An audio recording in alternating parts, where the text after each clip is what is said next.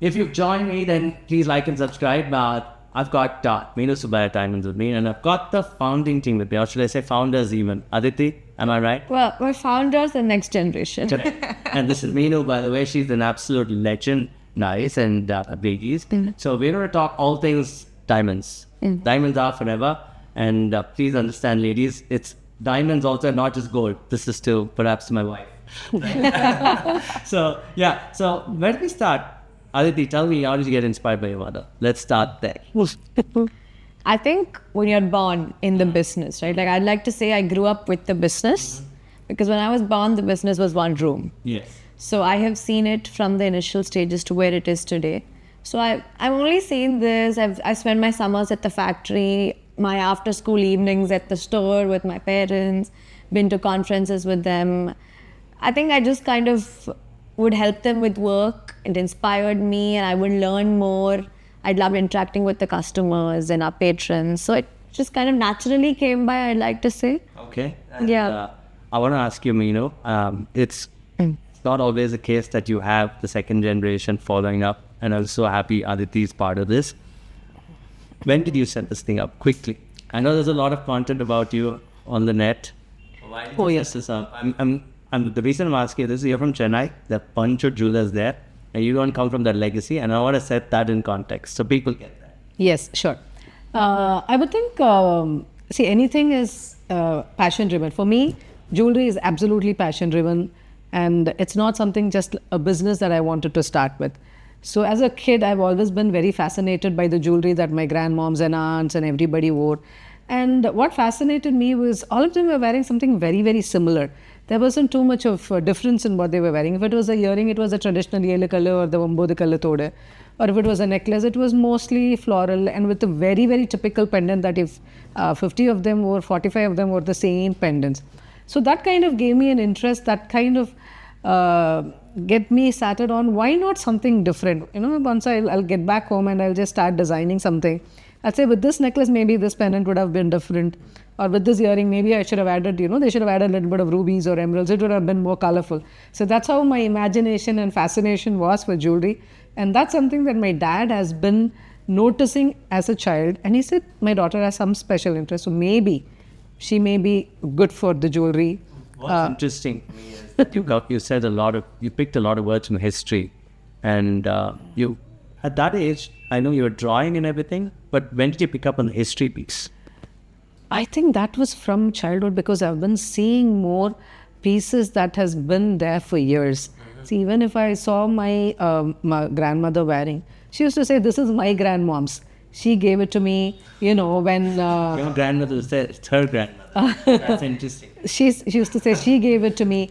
Even for that matter, even those utensils that she was using, everything she'll say, this is my great-grandmom she gave me. When she went to Burma, she picked this up. And the kind of jewelry I remember my grandmom's very beautiful ruby necklace that was, she said, this is from Burma and my great-grandmom gave it to my grandmom and then she gave. See, that starts history, right? That is where you get interested in history. It's like, oh my God. So then I'll start counting years. So now you are about 50, then it is your grandmother's piece, then this is already 8 years, and then it gets passed on to my mom, and then to me, and then to my daughter. See the number of years that kind of piece has survived. See, that's so much history in jewelry already. And for your dad to have noticed it, I must say kudos to him. What's his name? Subbiah. Okay, that's great. The company is Meenu and Subbiah together. That itself is a tribute. And for him to notice that and have you follow that passion, and you stayed true to that passion, was it because he was an industrialist, he noticed these things, and you said he had factories. Did you visit those? Yeah, that must have made you a little technical as well. Dad was into the engineering industry and of course he was into granites. So that's where I actually picked up my interest is what I should say. I used to visit the granite mines with him and we used to have a lot of semi-precious gemstones on the surface. So we have to go deeper for the granites, right? So on the surface we used to have these spadikas and amethyst and semi-precious stones, and then they just used to mine it out and send it to some of the factories. So I've visited these factories and it was so fascinating to see how a rock turned into such a beautiful stone when it is cut. So these were the kind of inspirations I think when I was young. And of course my dad has been supporting me in every step. He says, okay, this interest is different, very unique. maybe I have to support you. So then he kind of took me to a seminar. Dr. Jayashree Panjikar, she was one of the first geologists, one of the earliest geologists in India. She had a seminar in Chennai, and he took me there. And she was quite amazed that they were all above 50s and I was the only kid there asking too many questions. I was about 12 years when I went for the conference. Interesting. So that must have broken the audience. Then they would have wondered why. I mean, they would have thought it was a laugh. why would a child come to a conference of this caliber? That took you there. Yeah, that's always been his, and he always believed in that the kids have to join you at a very early stage. That's one more question. I mean, that's one more answer to your question. How did, Adithi get into the family business? I think when they're young, you have to just get them with you. Because once they're a little older, they already have a lot of, different ideas. So if they are with you, it's in a good way.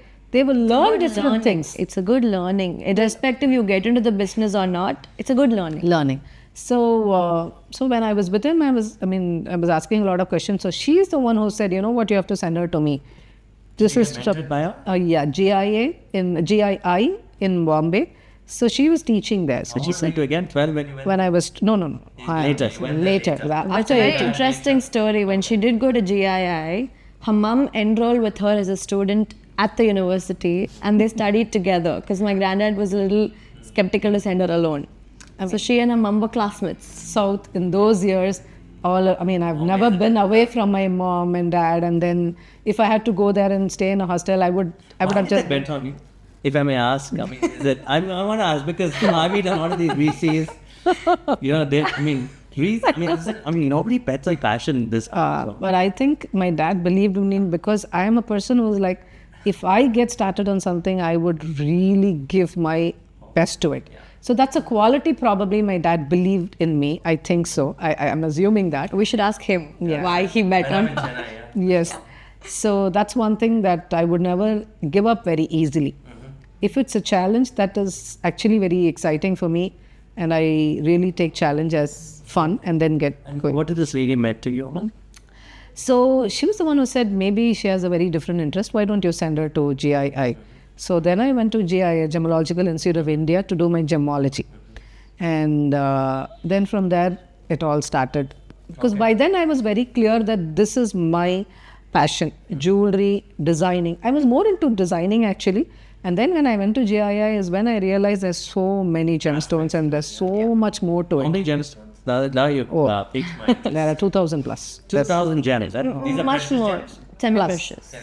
Precious, Much more. semi-precious. Semi-precious, precious, much more than 2,000. 50,000. Yeah, we are all only aware of in India. are about 9 to 10 gemstones. We are only aware about the Navratna and few more today. That makes sense. Yeah. I would say 10 to 15 gems. But after GII is when she went to GIA. Yeah, that's a story by itself. Yes. And you were 18 when you went there. Yeah, my dad and mom went to the US to see if it's safe enough for a girl to go and study in the US. New York. In New York. Yeah.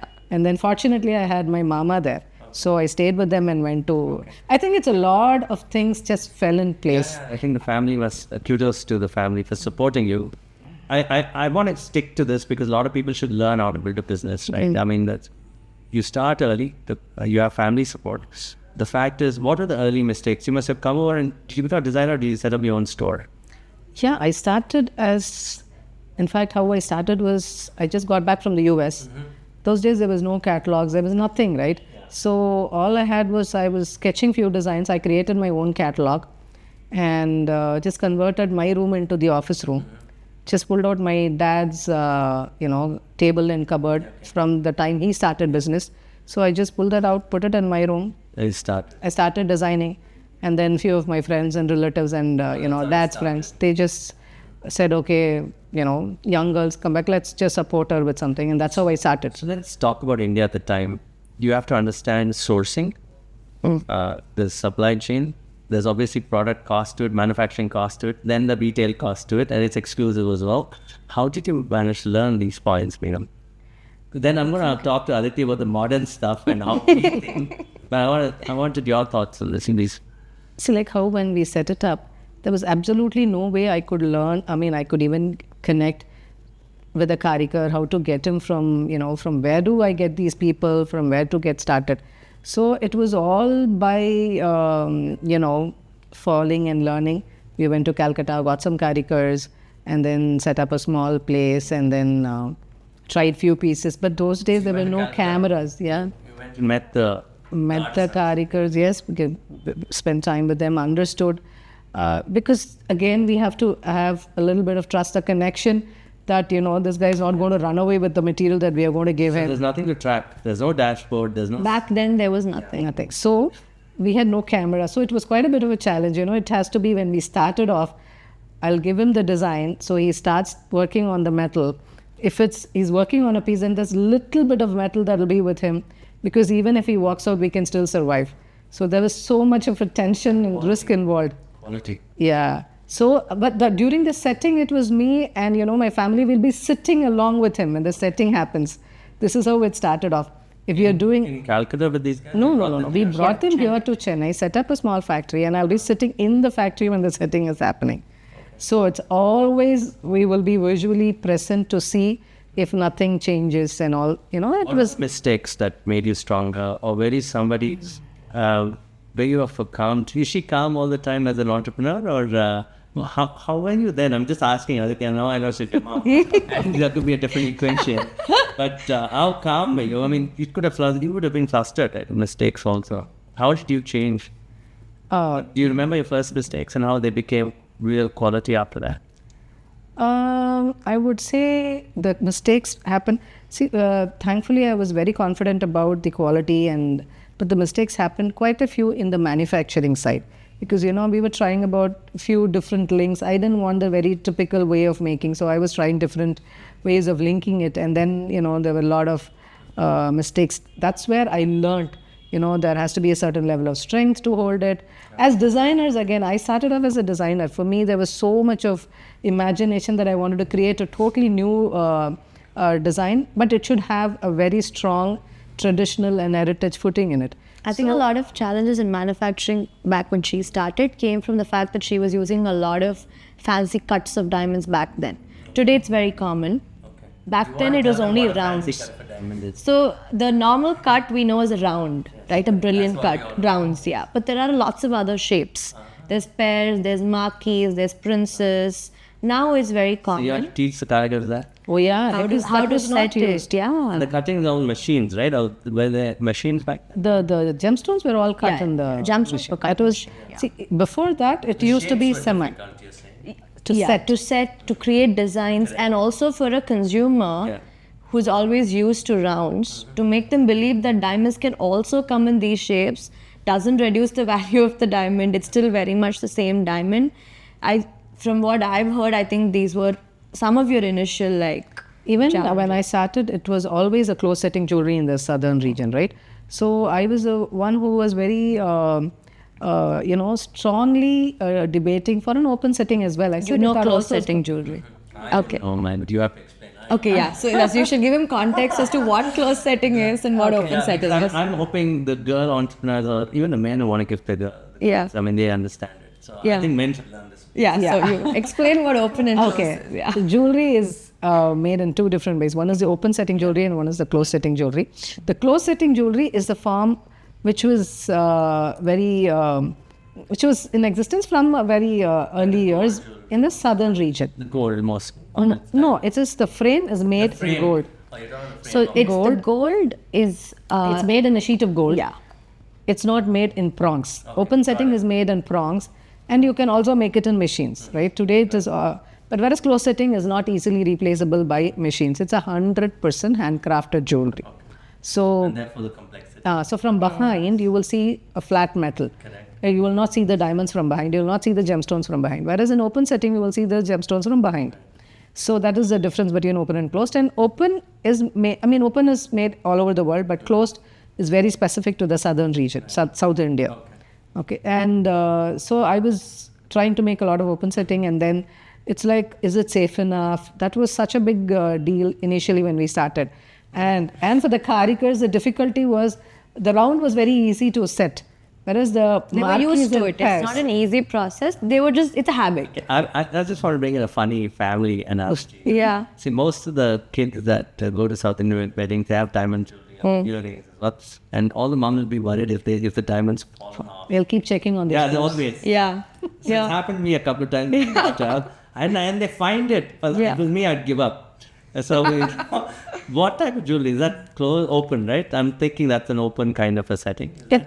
See, it may be open or closed, but the screw is what you have to be careful It's for about. kids. It's, like kids can be very... So the intricacy of having that is important, of making that. The intricacy of close setting is a lot because on a sheet, the holes are drilled and then the stones are put and heat is used. It's quite a laborious process. It's like carving. Close Yeah. setting is like carving. Like a sculpture carving, like a monolithic sculpture. It's like that. Interesting. So I don't want to go into the technicalities of that. Maybe for that, that's a factory podcast. Yeah. So you solved that. Yes. Artisans. And your first customers, were they discerning customers or were they family customers, forgiving customers? The first customers was actually from the family. So they didn't have too much of a doubt. So that was quite easy. So that was very easy to... Oh, yeah, of course. I think so, yeah. No, but like now I work with when we have our patrons coming back, they're fourth generation. Like their great grandparents started working with Amma. There's a card. There is. That's an interesting thing. So you especially go retail, Actually, we started retail. Started retail. So We started with retail, it was not the retail like the retail you see today. It was not like a typical store. all these stores expanding. I would call it a retail boutique when she Yeah. started. Yeah. It was a boutique, and we still work more on a boutique style. It is something that is not really a mass. At the same time, it's not something that it's not accessible. Okay. Right. So I want to quickly bring the history in. What is the history of diamonds with India? More so the Chettinad, Tamil Nadu region. How is it like in South India about diamonds? I don't know that history, right? And I would request you to watch the segment, not GPT it and get someone, right? What is the history of diamonds in our country? And did our people appreciate diamond jewelry? Because I see Indian weddings, mostly Telugu weddings that I go to, it's all gold, right? Only the younger ones in parties they wear diamonds. But it's always been gold. So I don't know the narratives. What's the narrative of diamonds in South? I think diamonds go back to 1,000+ years because diamonds were first ever found in India. Golconda is The Golconda mines were very popular. first ever found in India. I think we go thousands of years. Much before. History is much before that, right? We had a set, this is amazing. So we had a set ecosystem of diamonds for thousands of years. Absolutely. More than that, yeah. It was in our neighborhood, so all of us wore diamonds. So contrary to what people believe, Yes. it's very interesting. If you actually look at like historic jewelry pieces, which are not in our country today, they exist in other countries, but they're all diamonds. Highest quality of diamonds, rubies, emeralds, spinels. Yes. Only the best Indians have used back. No wonder they'd say, I'm politically, when they say India is the land of rubies and diamonds, it is that. It is, literally. It is. Gold is more of a modern phenomenon. Absolutely. It was all Back later. then, the gold was just a metal to hold the stones. Yeah, it's just, I think gold is a store of value.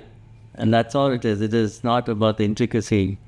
And you can just not wear the rubies and diamonds by itself. You needed metal That to. was in my head, but today I realize that this is the truth.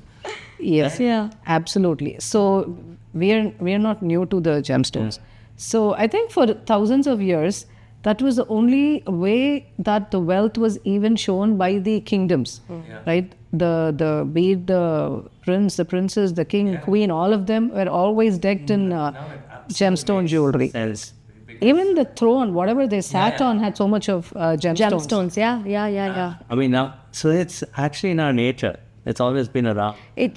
Yeah. And this makes even more sense because when I read the novels or even the historical books of the Vijayanagara kingdom, they talk about Hampi having, the Portuguese travelers saying that there are gemstones all over the place. Yeah. Yes. So that culture is lost. Yeah. Right? I think more, I wouldn't say lost, I would say more erased. Substitute, erase. So you're being very, that's a great word. Erase is a great word. Yeah. So for that to be discovered again, is it happening? You should answer that question. Are young people discovering diamonds more? They are. I feel like overall, discovering history, a sense of belonging, where we came from, our origin, kind of starts from there. Okay. And now heirloom pieces and pieces that carry like emotional, sentimental value from generations has more value today. I feel like in between 2-3 generations kind of let go of it or sold it, or a lot of things happened. Yeah, but I feel like this generation is coming back to it because they understand maybe one, the investment value, but I feel like more so the historic value, the artistic value, because the craftsmanship today cannot match to the craftsmanship back then. That's very fair. In anything. Very fair. That's very fair. So I want to bring I know we'll talk about the market. Yeah. So the 3 stories, the 3 narratives. Vilasam, Vamsa, Menaya. Meena, you want to explain what those 3 are? And that goes well with Meenu Subbiah Diamonds as a company. Yes. So you have to tell me that. Do you want to take that, or let her take it? Let her tell us that. Yeah. So Vilasam is what we call our exclusive Chettinad jewelry line. Vilasam, the name itself, we hail from the region Chettinad in south. So every house in Chettinad, the house's names are initials of the people. Great grandfather, grandfather, father, all the initials are put together. So that is what we call the Vilasam. So the Vilasam line, she spent about more than 25 years researching Chettinad jewelry and kind of put all of that together in reviving and restoring the pieces that were there then, bringing back those designs, making a little more wearable today. All of that falls under Chettinad jewelry, and Chettinad jewelry is exclusive close setting, what we explain. Okay. So when she was researching Chettinad jewelry, the other regions pop up, the Hyderabadi, the Nizam and the Congo belt and Rajasthani. And so when that kind of came by, she got more curious, did more research on that, and all of that together comes under Vamsa, Indian regional jewelry, everything. So again, that has a lot of different kind of work. Like you said, Vijayanagara Empire work is different. The Congo belt in the south is different. The Maharashtrian jewelry is very different. Punjabi jewelry is very different. So every region in India has such intricate jewelry work, which is all put together under Vamsam. So I understand the saris, they're so intricately different. Yeah. But what about the jewelry is also different? Very drastically different, and they have so much of significance behind. And I mean this for every culture in India. Just not just... The way it's made, the molds, the way they're set. So I feel like every region has influences from the history that happened there. Okay. So they've taken motive inspirations in wars. Is it these designs that represent a story, or is it the way the work itself is? The work and the design, both. A lot of places, like for example, like Rajasthan has something that's very specific called Meenakari work. It's very specific to that region. So a lot of regions have the specific craftsmanship that's specific, but also a lot of designs that are exclusive to that region. Interesting. Yeah. And Menaya is more modern jewelry in the sense that we use a lot of different manufacturing techniques, technologically advanced, different fancy cuts of diamonds, different shapes, different colors of diamonds. So it's a little more modern, but all 3 lines are equally intricate and thought after, and there's a lot of work that goes all There's a lot of awareness that you have to. I mean, when somebody younger walks in, even somebody older, I don't know. You could perhaps read the customer right off the bat whether they're novices or novices is the wrong word to use. Maybe they don't know. Where did it begin? Where does a typical customer begin this journey? It starts with the purpose. What purpose they are shopping for? They're coming. Okay, in South India, it'll be marriage or some festival. It's marriage festival, but today it's changed quite a bit. It has. I think it's always been the same way. When a girl child is born, I think they already start.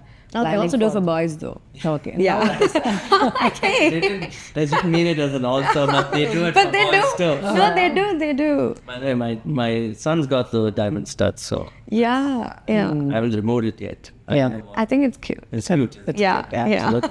That's assuring. Initially, I thought it Yeah, was no, like I think it's really cute. Yeah. So you do some for boys too. And, but let's talk. But let's talk about just this, right? What is the customer like for all these 3 elements? I think, when I started designing, when I started curating, I thought Vilasam is going to be for a certain age group, it's 30 plus 40 who really, admire and appreciate history. And then Vamsam is going to be, again, for somebody who's 30 plus, who's who understands that this is their regional jewelry and they want to create this for the younger generation. Whereas Menaya is going to be the line that's going to be for the younger group of. Okay. But then after we launched is when I actually started, that was a real discovery for me, because I realized Vilasam and Vamsam was so well understood and by the younger generation as well. They're like, Auntie, I want to recreate what my grandmom wore on her wedding. So when these kids come for, designing for their weddings, they'll say, they come with a picture of their grandmom or great-grandmom. And they say, she had to sell this piece, so I want to recreate this. I want to recreate this look for my wedding. So this is something I feel it's very, I'm very happy to hear this, and I'm very happy to experience this with this younger generation. Do you get time to design for all of them, or do you have designers? We have a team of designers. What I do is I give them a rough sketch, and then the team develops on it. Interesting. So initially it was all me, but then She's over the being very years, humble. She wants to be involved in the designing process. Yes. Yeah. So what would be the audience that you've noticed from say, a daughter's perspective? Is it younger? Is it still people from the 70s and 80s who walk into the store in the Meenu Subbiah Diamonds? What is the kind of audience that's coming in? I think from when I was much younger to today, the shift I see in the consumers is that the fact that traditional designs is for older people is no more a norm. Because back then, if there was a traditional design, it was said, okay, the younger generation will not like it. Let's redo it. It's not the same anymore. Because today I feel like there is a shift in the whole fashion game where it's the way you style it. It's just the way you style it. So today I feel like all three brands speak to all audiences. Okay. Because they've come to terms with the fact that it's only how you wear it. It's what you decide you want it to be. So I feel like all kinds of age groups, people from different segments, when they walk in, it's what purpose they're looking at is number one. Two, the design element really speaks today. It's the shift is that everybody wants something unique. Everybody wants something exclusive. Nobody wants to look the same. That's tough for jewelry, isn't it? It is. It is. that's a place where we play a very important role, right? Yeah. They don't want to go to a store, pick up something which is off the shelf, and yeah. So That's the difference between these mass brands around. Yeah. That thought process of always offering something different just doesn't run within like mom, dad, and I. It also goes on to our designers, our showroom staff on the floor, our factory employees. All of them always like to keep working on something different. Okay. The minute we do 3-4 of one, they're like, okay, ma'am, now what's next? This is, we're done with this. You want to do something. So I feel like the whole organization runs on the same principles, of course, business ethics, but we're all very creative people. So I know where you're heading. You're also saying that its difference is the mass brands versus. Yeah. And how should people make that discernment, if I may say? I mean, the mass brands, they're many. Let's think of them. Man, they've expanded like massive, yeah. I mean, I thought only food stores get expanded, but you get what I'm saying? Yeah, I do. The purpose of jewelry, because back then, jewelry store was a destination. Yeah, It's no longer a destination. Yeah. It's like all over the place. Yeah. So, I mean, maybe I've answered that question, but Yeah. it is. I mean, so how do you guys manage to be a destination rather than a mass brand? You want to say it? I don't want to lie, it's not easy. It's quite a lot of work, but I think when you enjoy doing it and you're passionate about it, it doesn't seem as much as work as it is. But for a consumer, I would say like a mass market brand and like a corporate, and brands like us that still want to work with something creative and focus on exclusivity. The difference is we don't do run of the mill. Right, and the same design, like I mentioned, I don't think we do more than 4 or 5 because everybody gets bored. They said we want to do something new, right? Let's just give us something new, which is why we have patrons coming back to us, 4th generation. Like if people who came to her and my grandparents are able to connect with me, it's because of the brand. We're trying to evolve with time without losing what our traditions were. At 30 years of doing this is not easy. I have to say, I'm going to do this. So that's no wonder. That's the reason why patrons come back. Yeah. Yes, and I think it's also like how we used to have the kirana stores and things like that, right? That is all, I mean, there is always a personal equation there. It's not just about going and buying grocery, right? That's exactly what it is. You have your own doctors. Today, everybody is like, which doctor to go, where to go. There's so much of fear, right? So it's so personal. I think jewelry is something which is extremely personal, and we don't want to change that, though there are a lot of VCs who have been, coming to us to expand. We're still really enjoying the way the whole process is. And I think there's so much more to a jewelry, and that is culture. A jewelry itself is a culture. You're passing on a legacy for generations to come. So I think only silent luxury brands like us can still hold that.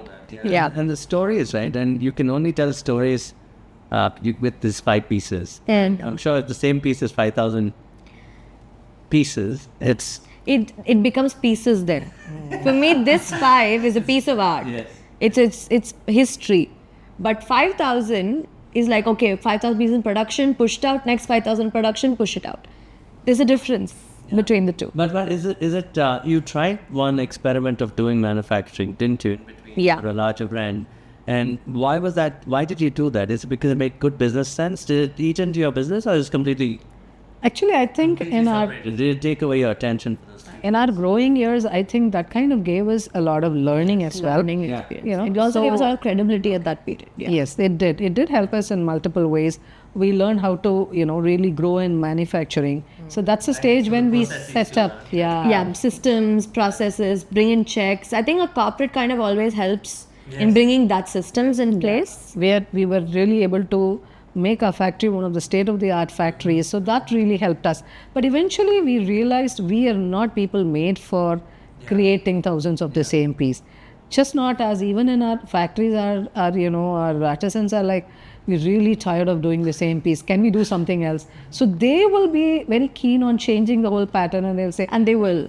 and they will do it. They will do it themselves. If you don't give them something new, they will change the pace and say, I didn't like this, so I made it like this. This is fantastic. And you also said that you've done an alloy which was very different. The zinc base. Yeah, we didn't want At the time, at that point in time, 15 years ago, is that something that you want to talk about? yeah, sure. Why that's important? Yeah, I think using cadmium was carcinogenic for the artisans to inhale. So we were, kind of researching on what is the alternate, alloy that we could use, and we realized that there is an alloy which is not carcinogenic, which is a little more, or rather 2 or 3 times the price of the regular alloy, and we started using that very early on, because for us it is just not about jewelry, it's about our family. The artisans are our family, and whatever we use, we were always very particular about that. And it is also sustainability. It's also about less The general health, yeah. general health of our people, and less contamination in general to everything, to the to the ecosystem itself. That factory to your production. Oh yes, absolutely. At some point when we realized that this is not the real game that we want to, and we are people who are more creative, and we have been in that field from the beginning. We like telling stories. Yeah. Yeah. I keep telling people that it's the stories that matter. The stories are true. Yeah. Don't buy into it. Yeah. As much as the corporate stint really helped us grow, we wanted to come back to focusing on us. More expansion. All the 5 happened simultaneously in, say, 10, 15 years ago, or was it by phases? No, it was all by phases. We started, our head office is in Chennai, and then we started in Coimbatore.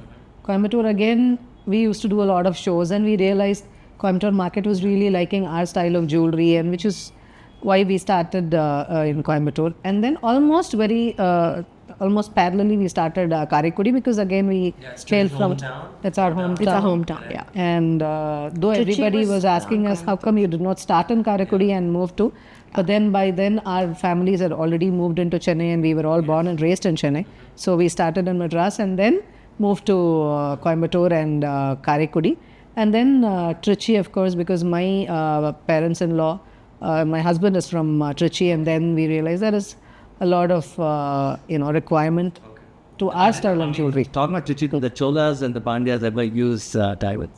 Oh yes, absolutely. They use a lot of diamonds. Even the jewelry that was given to the deity, full of diamonds. Was diamond. Yeah. There's a lot of gold very initially in the Chola period. That's where the temple jewelry comes from. Yeah. Right. So Chettinad, in fact, we used to be in the Chola dynasty and then moved on to the Pandya kingdom. Later. Yeah, later. So we have a lot of influence. The motives is very strongly influenced from the Chola dynasty and the Pandya. Even the Vijayanagara dynasty, a lot of influences. Yes. Yeah. Yeah. So yeah, all three influences in that region. Chettinad jewelry as a whole, because they were traders who traveled far and wide, have influences from all over. Yeah. All over the place, right? In fact, all over the world. Yeah, all over the world, in fact. So, So a lot of these trading communities would go Yeah. outside and Yes. bang on. So they bring all these ideas in. yeah. So we were a diamond culture then also. Like Oh yes, Very much. very much. In fact, there used to be a lot of other gemstones used. You know, in fact, I have seen a piece in the 17th century had so much of cat's eye in it. Today, we don't use so much of cat's eye. do you want to explain that to the audience? Oh yes, absolutely. See, we have been using a lot of Cat's eye cat's eye chrysoberyl. We have been using a lot of lapis lazuli stones like lapis, which is blue, which beautiful golden freckles. So these are kind of stones that we have used about 300, 400 years back. And in between those stones were not seen at all. It was only the... No, recently it came back as a new discovery. But it's not a new discovery. It's a very old discovery, but because it was lost in between, it came back as a new discovery. The reason I'm going into that segment is the museum, right? So Yeah. I'm sure have you preserved all this in the museum, these thoughts? Oh yes, the museum is all about... That's in Karaikudi, is it? That's in Karaikudi. And the museum is called Pettagam. Pettagam in Tamil means the iron safe vault where you store jewelry. In Chettinad, all of us have Pettagam because jewelry is such an integral part of Chettinad. Every house has a Pettagam in Chettinad. Yes. No, it's a. I mean, talk about all these trading communities. It's the norm. Yeah. Yeah. So, what does Pettagam mean in the modern context of the museum? What do you guys want to say? It's a wealth of information. Okay. It's a wealth of information. Big square feet size, multiple jewelry designs, showcase. It's not a large museum that you would imagine like the Western world museums. It's a museum which ground floor is a museum and the first floor we have our store there. And basically what we have tried to showcase there is the very traditional style of jewelry like the Tirmangalyam, which we say is Kalutiri. That is a very important part of the Chettinad culture. And there is something called the Gauri Shankaram, which is men jewelry, which is very unique only to the Nagaratars. And then why there was the kind of motives in these ornaments that was used. In fact, we have a crab in our jewelry. So why a crab has come into why a crab has come into our jewelry. So that's a very interesting story there itself. So the museum as such talks about the history of the Nattakotai Nagaratars, the people who hail from Chettinad, and the evolution of jewelry. It dates back to more than 2,000 years. The evolution of jewelry, where each motive was drawn at every point in history when the Nagaratars were moving, migrating and trading. What part of the jewelry was inspired from where, what happened, how it evolved, and the manufacturing technique, the whole thing, everything is preserved properly into a very well formatted and curated museum. This is phenomenal, and all details are on the website, of course. Yes, so we would like for people to come and visit and experience the whole thing. So we have a little bit that you will find on social media, but like we said, Is it part of the MSD website or? it is part of the MST website, yes. They should obviously they should. That was my plan to bring my daughter to see that. You must, yeah. I fell through because of various reasons, but for sure probably in the summer. Yes, yeah. But the interesting aspect is these reservations that you're doing of legacy. Is it just paid for you in terms of a foundation, or is it just you just got to put it out there and see what you want to do with it? It's basically not a paid for foundation. It's something that has been in my mind for years that, I want to preserve this art form, which is the close setting art form. It's a dying which is a art dying art. So You said, now I know why you're so passionate about talking about the Yeah. basics. Yeah. So it's a dying art form. It's a die. So now I really want to bring that back into use. So now people have all moved into the very lightweight jewelry, which is very stylish to use. Of course, that also we need. But then there is something called legacy and heirloom pieces that you want to hold on for your life. These are pieces that you will want to at least own one or two in your lifetime. And those are made in a certain way. It's 100% handcrafted piece. And there's so much depth to that piece. You know, when you see that piece and when you see the other pieces, you will be able to differentiate, oh, this is something that I want to keep it and I want to pass it on for my daughter. So that's the kind of jewelry. Yeah. And that is something that we are trying to preserve in the museum. So anybody who walks in should be able to get a connection with the legacy and the heirloom that they've had, and they have to feel proud about it and take it in a, pride that, okay, I want to, preserve my legacy. So when they get back, there is some connection. They would see what their grandmoms had. It need not be any typical style, but then it is more to do with that bond that you had with that generation itself. I think it's a lot more to do. The focus on close setting jewelry, because it exists only in the southern part of India globally. Even other parts of India have not been able to crack how to manufacture it.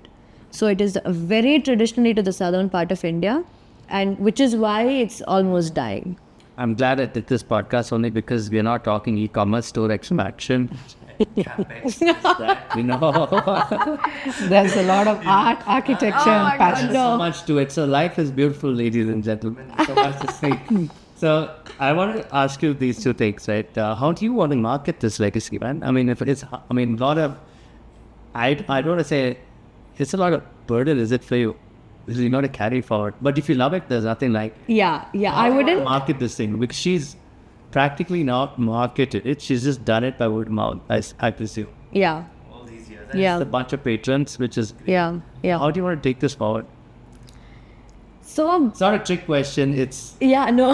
If you see, but I mean, I want to ask you this later on. How did you even survive with all this bunch of jewelers in Chennai? You know, what 100-year legacies and you coming and saying, I can do this? That's a separate question. Yeah. How should we take this forward? So, as much as I love the modern part of it, and I did my studies abroad and stuff, but somehow the stereotypical mainstream marketing never attracted me. So, I mean, I'd be even very bad for this brand as well. If you did that. yeah, I feel like it would probably dilute the years of thought and the work that's gone into building a brand which has so much of historical value, this authenticity. It has so much in it, and I feel like just like mainstream advertising is not going to do it. Yeah. So for me, at least in terms of Pentagon, I've been very involved with it. I curated the whole the experience and everything. So I think we are working on more silent channels of reaching out to people. But I feel like Pentagon itself did a lot of its, like, it was more self-explanatory. We didn't have to do too much of marketing, at least so far, to bring people to Pentagon. So, but I would work more on a little more silent channels. Most of our shows are RSVP shows, private events. We work more on those lines. We work with smaller target groups. That's the kind of, because we like interacting with them. Like, I don't want 200 people in front of me and I can't talk to even 2 people. I want 2 people in front of me and I spend 2 hours with you talking, and that's the kind of time we like to spend. So, and anybody who comes to us is family. They're at home for Navratri, they're at home for Diwali, they're at home for Puja. That's how we function. So mainstream advertising. Mainstream. Yeah, no.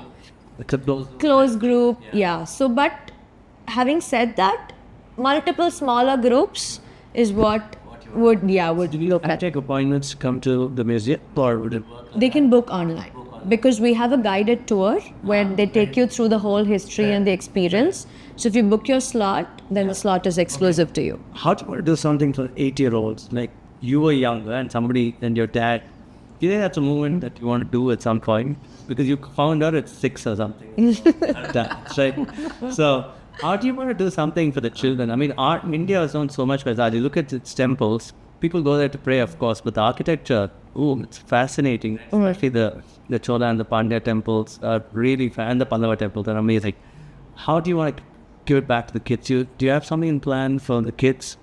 In fact, I've always been doing something for the kids. There's something that I've been getting kids home to actually.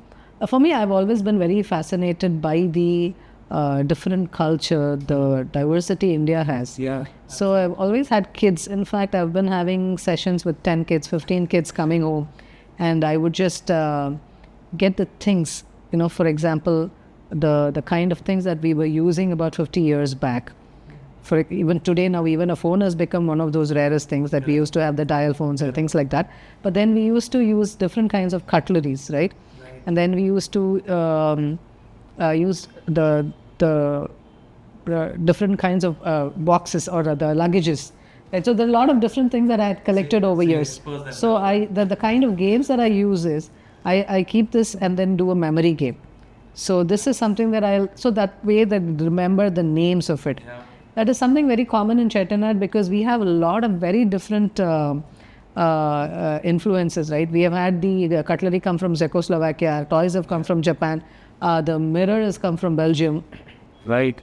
And our furniture are all Burma, teak, rosewood, yeah. And so these are things that we really wanted the next generation to know. So I always do get a bunch of about 10, 15 kids. Once a month, Sundays, this is what I've been doing for many, many years. So I think I've always been very involved with the kids and I want that. I feel like she's waiting for me to fully take over so she can just go and explore her 1 million interests that she has. So she and my dad have too many interests. So they're just waiting for that one day where both of them would just drop it all and go explore everything. No, we actually want, your question is very relevant because we want this to be carried forward. Yeah. So the only way is involving the younger kids. Yeah, and not many people catch young talent. I mean, it's a rarity by itself today in a busy world, right? So they still work with younger talents, but in terms of mentoring entrepreneurs. She and my dad mentor a lot of young entrepreneurs in terms of their business and that kind of, both of them, both of them work. She doesn't get piqued my interest, so I'm just asking. Yeah. What do you mentor? See, I kind of do a lot of creative, mentoring. And my husband does a lot of business. Yeah, startups, tech, and all kinds. How do you bring tech to this business, Adithi? So, going forward, it's in the initial stages, but we are working with a lot of advancing technology and AI. We are trying to involve it because we want to survive, right? Like, you need to keep evolving as much as you want to hold on to the roots. You have to also you have to keep evolving. So we are involving newer technology and AI and trying to bring it in the customer experience as well, in the products as well, in our manufacturing. Designing, yes, but I am still not fully convinced about a no human intervention designing because there's so much of intricate historical motives and significance we add.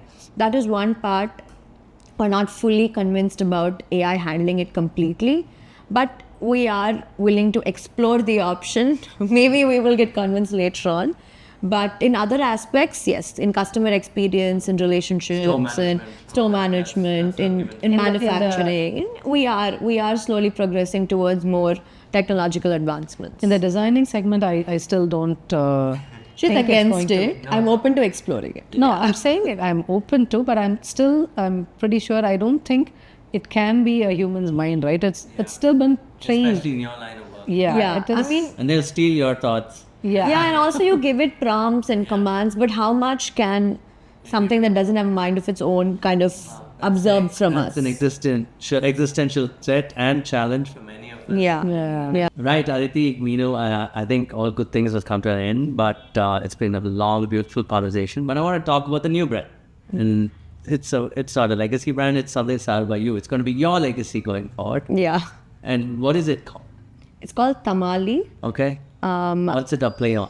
It's both my grandmother's names put together. My maternal grandmom Tamilarasi and my paternal grandmom Anandavalli. Together is what Tamali is. Growing up, they both are my biggest inspirations, personally and professionally. So I kind of wanted to keep that close to me. That's how Tamali was born. Tamil Adithi and Anandavalli. beautiful name. Yeah, yeah. People don't keep those names. They don't. They really don't. Names. But yeah, that's how the name was born. So you're both maternal and paternal. Paternal grandmoms. Yeah, yeah. So They were an inspiration because? So my maternal grandmom was a working woman all along. I've always seen her heading the company, or she was always Manufacturing company. My dad, yeah. yeah. She would like travel alone, go figure out the manufacturing, and she would come back, and like I was always like so awed by things she does. My paternal grandmom, because she has 5 sons, and I feel like she passed on the best values to 5 of them. She was not a very literate woman, but the way she brought up 5 sons, I don't think even really educated women would be able to do that. She did a great job. People often discount these things. Yeah, These are strong women. she is a very strong woman. Very strong. And today you will actually be able to differentiate, because today with the kind of the lifestyle we lead, the kind of difficulties we are facing with the younger kids when they get married, or even when the talk of getting married starts. So there's so much of a difference in raising the kids a certain way, and that's when you really feel that they really deserve to be credited and awarded for raising kids in a certain way. India's unsung heroes. 100%. And I keep saying that if I could pull up half of what these Women have done. I agree. as a man, They're the silent force at home. They run the house. They run the finances. I mean, it's pictured differently, but they run the finances. They do everything behind the scenes. now some of my friends listen to this because I said this, that in the South Indian families, the women actually will run the finance. Yeah, they do. A lot of my friends don't believe me. No, they do. From other parts, Yeah. Oh, yeah. other parts of the country. Yeah. Genuine. Yeah. There's a joke. Women's liberation has already happened. It happened many years ago. There's a joke. They say when somebody comes to you and they say, this is what we want to do, and just give us a final decision. The man of the house would say, yeah, we'll go ahead. Just give me some time. I'll just check with my wife, confirm with that. Know, yeah. So it's always been, we're talking about liberalization and, women empowerment. I think it's always been there. Always the families always discussed before Yeah, they're we in. didn't need these terms at all, actually. We really didn't. Yeah. This is some coming back to your grandmother. Yeah, I mean, it's all you tribute to your grandparents, Both, yeah. right? And what does the brand do? Obviously, you made me see the website, and it's very exclusive. Yeah. It is jewelry. It is jewelry. For those of you who think it's No, it is very much jewelry. So when I also did my gemology from GI in the US, 30 years after her.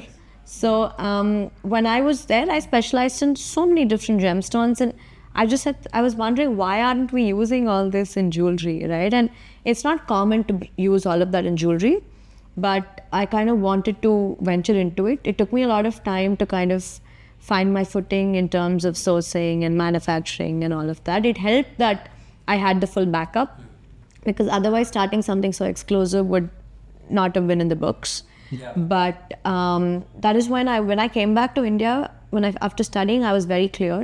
I wanted to do something with gemstones, only rare gemstones, only one-of-a-kind pieces. Most of the times when I've created something, I know I can't create the same thing again, because I'm not going to find the same stones, because they're natural, all natural. The gemstones, the fancy color diamonds, they're all natural, and there's no way the stone's going to form the same way again. So once it's done, This is very exclusive. it's very, very exclusive, one piece only. So I work out of my own atelier. I only work on appointments, and I'm very happy working with people who come, appreciate, understand. They want to spend time to learn about the gemstones. And I think I find myself, like when she started, she told me she found herself in a position where she was educating people about the quality and color and clarity of diamonds. Today, I find myself in a position where I'm educating a lot of people about gemstones, that there are other gemstones. What is it that differentiates them? What is it that makes them rare? I find myself in a position there, but I'm very happy working in the space of this. How long is this going on? It's been about 1.5 years now. So this is going to be passion project or real project like hers? No, it's a proper business. It's just that the way it functions is a little more different. I want it to function this way because like I said, I like spending time with the people. I want to understand what you like, what do you want, what are you looking at, right? And a lot of times they come, they spend time, they take a minute and come back to pick or finalize. Yeah, and that's real luxury as well, right? It's not that you You just come and take a load of cash, give it. yeah. Yeah. It happens at many big. It does. It does. So how do you differentiate? I'm so glad you brought that up. For those of them who have to understand, culture is not snob value. No. I think, but it gets associated with snob value. Yes. How hard is it for you? Because for this brand, how hard is it for you to say that it is accessible to everybody, but it's exclusive? Yeah. So when I say it's exclusive, I don't mean I only work with like pieces that are completely inaccessible. There are accessible pieces where people can, but even that has the rarity factor, is what I'm saying. Like even if it's a small stone, the rarity factor exists even in the small stone. So it can be a small everyday piece, it can be a really grand, like really fancy piece. The rarity factor is what is common between all. Right. This is interesting. And I'd request all you young people out there who are probably in the startup world and have made money to go check the website. Tamali.lux, THAMALLI.LUXE. And it's on Instagram, of course. It is on Instagram, but you wouldn't find too much of content. Yes. That's you have to visit the place. Yes, you'll have to visit the atelier. The real content's at the place. At the place, yeah. Yes. My last question, Meenu, to you is, obviously nobody would have given you a chance starting in jewelry. Like I said, hundreds of brands and well-known, well-established, and there were so many corporates that came out. And for a business to remain true to its values and to, I would say, would you say you've succeeded? In time, yes, but people were equated with money and fashionable lifestyles. What would the meaning of business be to you?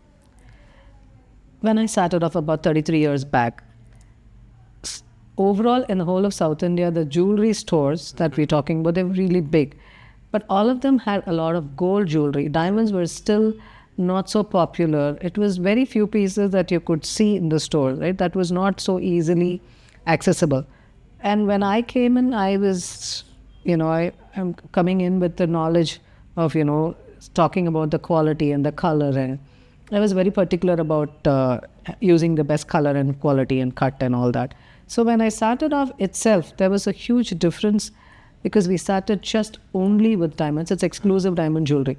So if it's a store, it's all about, you can buy gold, you can buy silver, you can buy everything. But whereas when you step into Meenu Subbiah, it's all about designer jewelry, which is exclusively diamonds.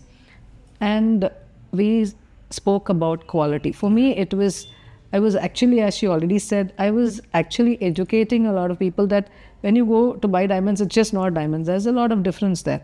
You say, okay, you bought diamonds at it was very sparkly when I got it 50 years back. Why isn't it the same today? Because then we all bought 0.5 carat and 1 carat pieces. It was affordable. Today, the cost it is, we've all moved on to 5 cents, 10 cents, and 15 cents. It's very small size of diamonds that we are using. But the quality shouldn't go down. So that's one thing that I've always focused on, and we started giving certificate which says this is this color, cut, clarity. Until then, there was like, in diamonds, is there so much to even study? When I went for studying, and then everybody is like, do you even have to study so much about diamonds? So I think there itself we made a difference. It was not a mass store that you enter into just buy jewelry. It is diamonds with the correct information, and you learn when you come to this. Stay true to what you believe in. Absolutely. And offer quality. Yes. It's rocket science. Absolutely. Quality over everything. Everything. And to me, success, as you asked me, I wouldn't say having 50 stores is success. Everybody has a different definition of success. Yeah. So to me, I think I started with a passion, and I'm very happy that we have very successful in reaching to so many patrons, and they come back.